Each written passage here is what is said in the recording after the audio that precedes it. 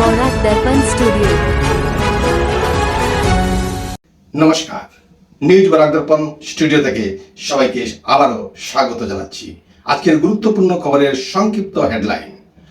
অসম মেঘালয়ের সংঘাতে নতুন সমীকরণ, কাছাড়ে ফের 8 কোটি টাকার ইয়াবা উদ্ধার, শিবসাগরের বন্যা দুর্গতদের সাহায্যে এনসিসির ত্রাণ অভিযান, 50 বছরের বেশি সঙ্গীত সাধনা আজও স্বীকৃতির অপেক্ষায় গায়িকা জয়মতী হাজারিকা।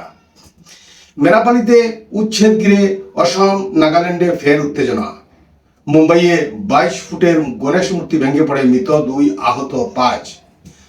দিল্লি পুলিশের নতুন নির্দেশিকা, বিক্ষোভকারীদের ফাঁদে পা না দেওয়ার পরামর্শ। ইসরোর মহাকাশ ক্ষেত্রে বড় পরিবর্তন, রকেট নির্মাণে বেসরকারি সংস্থাকে দায়িত্ব দেওয়ার উদ্যোগ। ভারতে রকেট উৎক্ষেপণে খরচ সবচেয়ে বেশি, দাবি কেমব্রিজের গবেষণায়।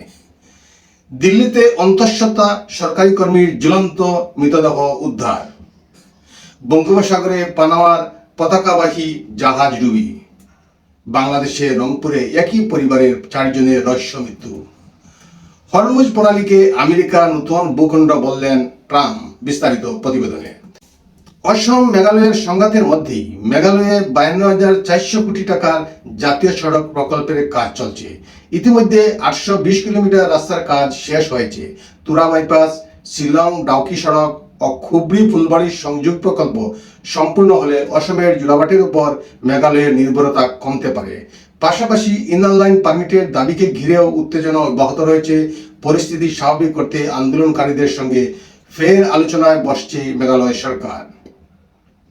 কাছাড়ে মাদক বিরোধী অভিযানে বড় সাফল্য পুলিশের। দোলাইয়ের সপ্তগ্রামে স্কুটির ডিকি থেকে 40,000 ইয়াবা ট্যাবলেট উদ্ধার করা হয়েছে, যার কালোবাজারি মূল্য প্রায় 8 কোটি টাকা। পুলিশের অভিযানে 2 সন্দেহভাজনকে গ্রেপ্তার করা হয়েছে। তাদের একজনের গুদাম থেকে 155 কেজি সন্দেহভাজন বার্মিজ সুপারিও উদ্ধার হয়ে ঘটনায় দোলাই থানায় মামলা দায়ের করে তদন্ত শুরু করেছে পুলিশ। শিবসাগরে বন্যা দুর্গত মানুষদের সাহায্যের জন্য 5ম অসম ব্যাটালিয়ন, এনসিসি ও দরং কলেজের প্রাক্তন ক্যাডেট সংগঠনের উদ্যোগে ত্রাণ অভিযান শুরু হয়েছে। দরং কলেজের বর্তমান এনসিসি ইউনিটের সহযোগিতায় 5 জন প্রাক্তন ও 4 জন বর্তমান এনসিসি ক্যাডেটের একটি প্রতিনিধি দল শিবসাগরের কমলচাপড়ি এলাকায় রওনা হয়। সকাল 5:40 5ম অসম ব্যাটালিয়ন এনসিসির commanding officer colonel TN Unnikrishnan দলটিকে ফ্ল্যাগ অফ করেন। এই উদ্যোগ দুর্যোগের সময় যুব সমাজের সেবা, শৃঙ্খলা ও সামাজিক দায়বদ্ধতার উজ্জ্বল দৃষ্টান্ত তুলে ধরেছে। জীবনে 70 বছর পার করেছেন, যার মধ্যে 50 বছরেরও বেশি সময় কেটেছে সঙ্গীত সাধনায়। কিন্তু দীর্ঘ সাধনার পরও দক্ষিণ কামরূপের মির্জার গায়িকা জয়মতী হাজারিকা আজও সরকারি স্বীকৃতি ও আর্থিক সহায়তা থেকে বঞ্চিত। শাস্ত্রীয় সঙ্গীতের প্রশিক্ষণ নেওয়া জয়মতী একসময় থিয়েটার ও যাত্রাপালায় গান গেয়ে দর্শকদের মুগ্ধ করেছেন। মুকুন্দ অপেরা পার্টিতেও দীর্ঘদিন যুক্ত ছিলেন। পরবর্তীতে জীবনযাত্রার তাগিদে নিজের একটি গুসা নামের দল গড়ে তোলেন এবং লোকসঙ্গীতের চর্চাও চালিয়ে যান। মেরাপানির 2 নম্বর নেগেরি বিলে 59টি পরিবারকে উচ্ছেদ ঘিরে নতুন করে উত্তেজনা সৃষ্টি হয়েছে। নাগাল্যান্ডের লথা লোহার রেঞ্জ পাবলিক অর্গানাইজেশন LLRPO দাবি করেছে ওই জমি নাগাল্যান্ডের লুগায়ং ও মিকিরাং বস্তি এলাকায় অন্তর্ভুক্ত। সংগঠনটি উচ্ছেদ বন্ধে নাগাল্যান্ড সরকারের হস্তক্ষেপ দাবি করেছে। অন্যদিকে অসমের বিভিন্ন সংগঠন ও স্থানীয় বাসিন্দারা এই দাবি খারিজ করে ক্ষোভ প্রকাশ করেছেন। 2025 সালে ওই এলাকায় 205টি পরিবারকে উচ্ছেদের নোটিশ দিয়েছিল অসম বন বিভাগ। পরে 146টি পরিবারকে উচ্ছেদ করা হলেও আদালতের দ্বারস্থ হওয়ায় বাকি 59টি পরিবারের উচ্ছেদ প্রক্রিয়া স্থগিত ছিল।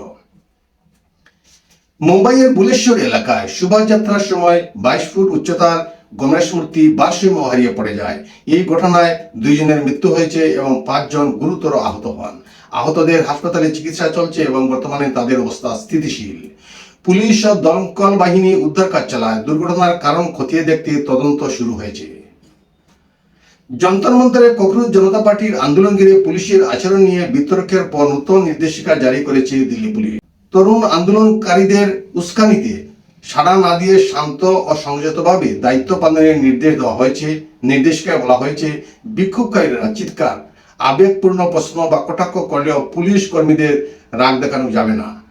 ফোন কেড়ে নেওয়া, ছুঁড়ে ফেলা বা কোনো পোস্টার ব্যানার দেখে উত্তেজিত হওয়া থেকে বিরত থাকতে বলা হয়েছে।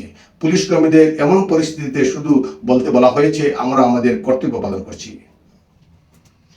ভারতের মহাকাশ ক্ষেত্রে বড় পরিবর্তনের পথে ইসরো।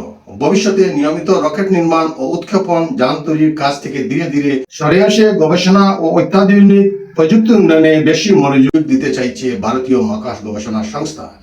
ইসরোর শীর্ষ কর্মকর্তার মতে রকেট নির্মাণের দায়িত্ব বেসরকারি সংস্থা এবং রাষ্ট্রায়ত্ত প্রতিষ্ঠানগুলির হাতে তুলে দেওয়ার পরিকল্পনা চলছে। এর ফলে ইসরো নতুন প্রযুক্তি উদ্ভাবন এবং ভারতের ভবিষ্যৎ মহাকাশ কর্মসূচি বাস্তবায়নে আরও বেশি গুরুত্ব দিতে পারবে।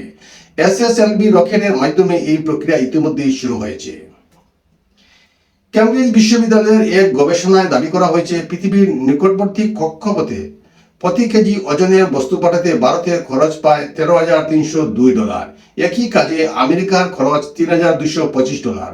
1960 থেকে 2025 সাল পর্যন্ত 6,740টি রকেট উৎক্ষেপণের তথ্য বিশ্লেষণ করে এই গবেষণা করা হয়েছে। গবেষকদের মতে ভারতের রকেটগুলিতে তুলনামূলক কম পেলোড বহনের কারণে প্রতি কেজিতে খরচ বেশি হয়। তবে এই গবেষণার তথ্য নিয়ে আপত্তি জানিয়েছে ইসরো চেয়ারম্যান ভি নারায়ণনের দাবি, গবেষণায় ভুল তথ্য ব্যবহার করা হয়েছে। দিল্লির দ্বারকায় প্রতিরক্ষা মন্ত্রকে কর্মরত 30 বছর বয়সী নাজিয়া খানমের ঝুলন্ত দেহ উদ্ধার হয়েছে। তিনি 3 মাসের অন্তঃসত্ত্বা ছিলেন। পরিবারের অভিযোগ, বিয়ের পর থেকেই স্বামী ও শ্বশুর বাড়ির সদস্যদের হাতে তিনি মানসিক ও শারীরিক নির্যাতনের শিকার হচ্ছিলেন। অন্যদিকে স্বামীর দাবি নাজিয়া আত্মহত্যা করেছেন।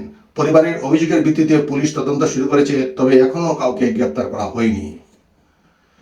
উড়িষ্যা উপকূল থেকে প্রায় 240 নটিক্যাল মাইল দূরে বঙ্গোপসাগরে পানামার পতাকাবাহী MV অশান উইনার জাহাজ ডুবে যায়। খবর পেয়ে ভারতীয় উপকূলরক্ষী বাহিনী ও নৌসেনা উদ্ধার অভিযান শুরু করেছে। এখনো পর্যন্ত 2 জনকে উদ্ধার করা হয়েছে। জাহাজটিতে 20 জন চীনা, 3 জন মায়ানমারের এবং 1 জন বাংলাদেশের নাগরিক ছিলেন। উড়িষ্যা থেকে 72,100 মেট্রিক টন লৌহ আকরিক নিয়ে সিঙ্গাপুরের উদ্দেশ্যে যাচ্ছিল জাহাজটি। বাংলাদেশের রংপুরে একই পরিবারের 4 সদস্যের দেহ উদ্ধার ঘিরে চাঞ্চল্য ছড়িয়েছে। মৃতরা হলেন শিক্ষক গণপতি চক্রবর্তী, তার স্ত্রী প্রীতিলতা, মেয়ে আগামী এবং ছেলে আয়ুষ। পুলিশের প্রাথমিক সন্দেহ, গলায় দড়ি বা কাপড় পেঁচিয়ে তাদের শ্বাসরুদ্ধ করে হত্যা করা হয়। বাড়ির বিভিন্ন ঘর লণ্ডভণ্ড অবস্থায় পাওয়া যায়। 4 জনের মুখটা কিছুটা ঝলসানো ছিল। মুখে রাসায়নিক পদার্থ ব্যবহার করা হয়েছিল কিনা তা খতিয়ে দেখছে পুলিশ। ডাকাতি নাকি অন্য কোনো কারণে এই হত্যাকাণ্ড তা তদন্ত শুরু হয়েছে। মার্কিন প্রেসিডেন্ট ডোনাল্ড ট্রাম্প ফের হরমুজ প্রণালীকে আমেরিকার নতুন ভূখণ্ড হিসাবে দাবি করেছেন। সমাজ মাধ্যমে হরমুজের ছবি পোস্ট করে তিনি এই বার্তা দেন। তবে ট্রাম্পের দাবি প্রত্যাখ্যান করেছে ইরান। তেহরানের বক্তব্য, আমেরিকা নীতি পরিবর্তন না করা পর্যন্ত হরমুজ প্রণালী বন্ধ থাকবে। এই মন্তব্যে আমেরিকা ইরান উত্তেজনা আরও বাড়তে পারে বলে মনে করা হচ্ছে। আজকের প্রতিবেদনে এখানেই সংক্ষিপ্ত বিরতি টানছি। সবাইকে শুভ সন্ধ্যা জানিয়ে বিদায় নিচ্ছি। তার আগে দর্শকবৃন্দদের কাছে আমার বিনম্র অনুরোধ, আপনারা অনেকেই এই চ্যানেলটি দেখেন কিন্তু সাবস্ক্রাইব করেননি। আমি আপনাদের কাছে বিনম্র আবেদন করছি, আপনারা সাবস্ক্রাইব, লাইক, শেয়ার করবেন এবং কমেন্টসে জানাবেন। সবাইকে আমার শুভেচ্ছা জানিয়ে শুভ সন্ধ্যা জানিয়ে বিদায় নিচ্ছি। নমস্কার।